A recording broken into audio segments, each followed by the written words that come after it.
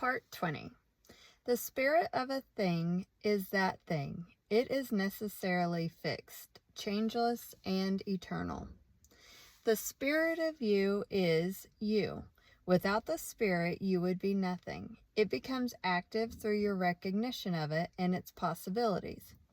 You may have all the wealth in Christendom, but unless you recognize it and make use of it, it will have no value.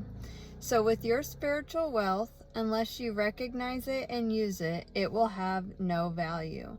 The one and only condition of spiritual power is use or recognition. All great things come through recognition. The scepter of power is consciousness, and thought is its messenger. And this messenger is constantly molding the realities of the individual world into the conditions and environment of your objective world. Thinking is the true business of life. Power is the result. You are at all times dealing with the magical power of thought and consciousness.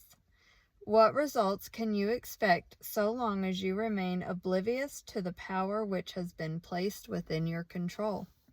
So long as you do this, you limit yourself to superficial conditions and make of yourself a beast of burden for those who think, those who recognize their power, those who know that unless we are willing to think, we shall have to work, and the less we think, the more we shall have to work, and the less we shall get for our work. I'm going to read that one more time. So long as you do this, you limit yourself to superficial conditions and make of yourself a beast of burden for those who think, those who recognize their power, those who know that unless we are willing to think, we shall have to work, and the less we think, the more we shall have to work, and the less we shall get for our work. The secret of power is a perfect understanding of the principles, forces, methods, and combinations of mind, and a perfect understanding of our relationship to the universal mind. It is well to remember that this principle is unchangeable.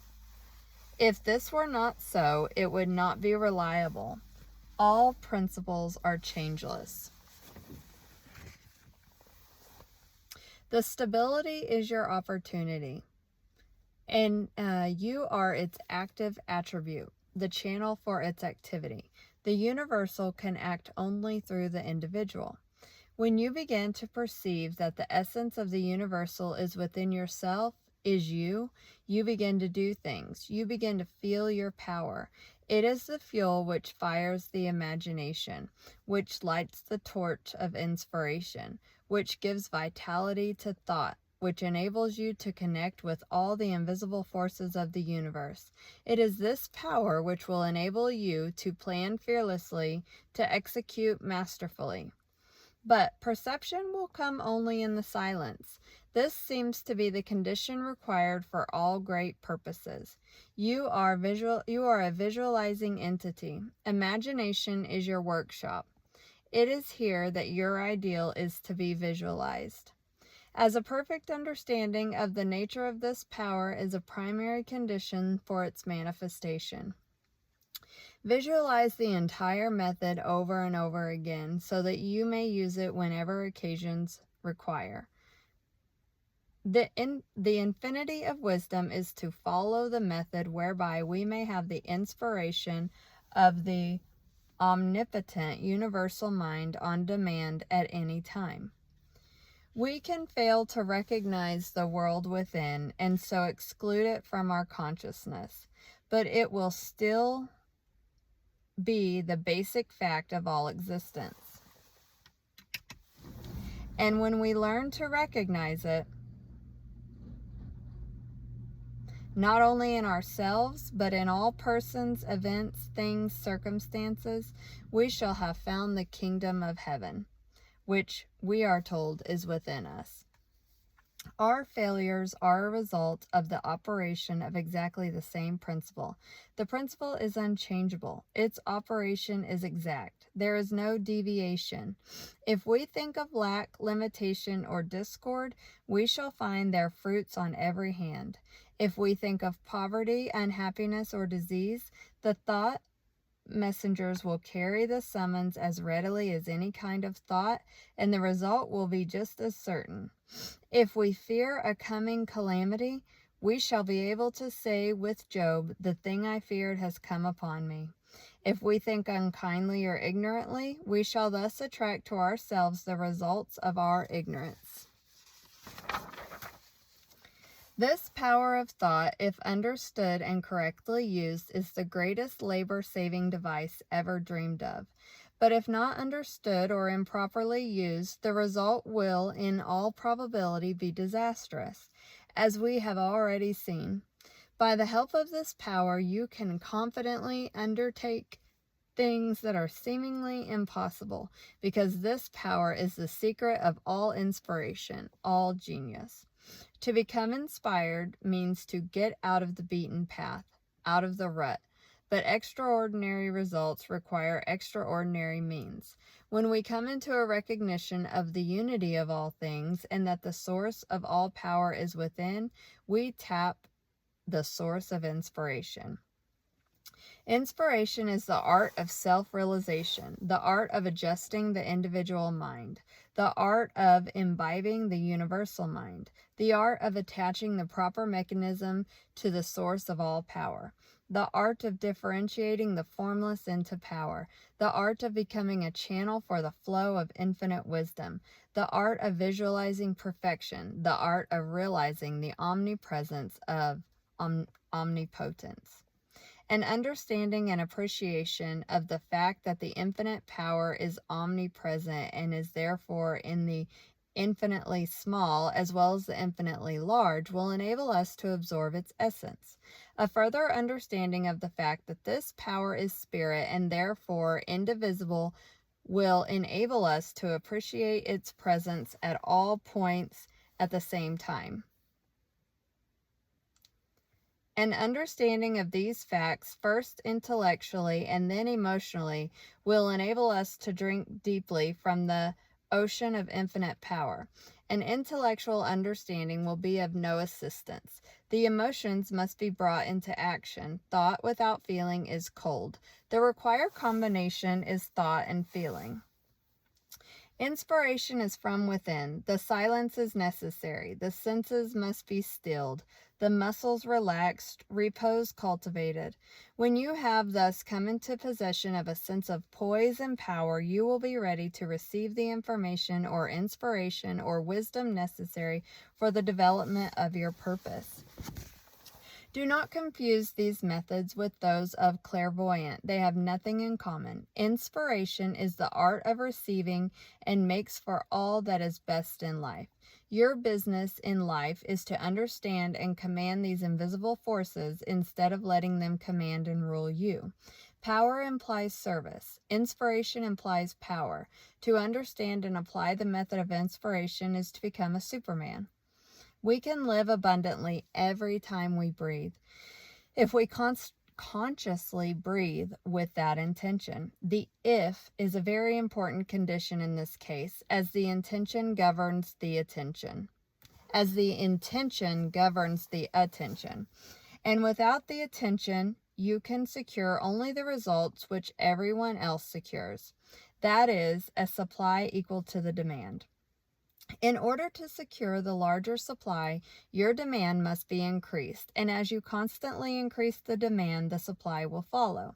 You will find yourself coming into a larger and larger supply of life, energy, and vitality. The reason for this is not difficult to understand, but it is another of the vital mysteries of life which does not seem to be generally appreciated. If you make it your own, you will find it one of the great realities of life. We are told that in Him we live and move and have our being. And we are told that He is a spirit, and again that He is love, so that every time we breathe this life, love, and spirit. This is pranic energy or pranic ether. We could not exist a moment without it. It is the cosmic energy, and it is the life of the solar plexus. Every time we breathe, we fill our lungs with air and at the same time vitalize our body with this pranic ether, which is life itself, so that we have the opportunity of making a conscious connection with all life, all intelligence, all substance. A knowledge of your relation and oneness with this principle that governs the universe and the simple method whereby you can consciously identify yourself with it gives you a scientific understanding of a law whereby you may free yourself from disease, from lack or limitation of any kind. In fact, it enables you to breathe the breath of life into your own nostrils. This breath of life is a superconscious reality. It is the essence of the I Am. It is pure being or universal substance, and our conscious unity with it enables us to localize it and thus exercise the power of this creative energy.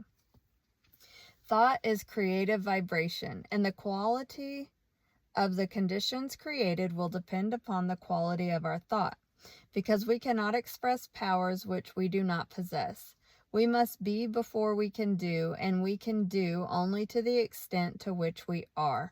And so what we do will necessarily coincide with what we are, and what we are depends on what we think. Every time you think, you start a train of causation, which will create a condition in strict accordance with the quality of the thought which originated it.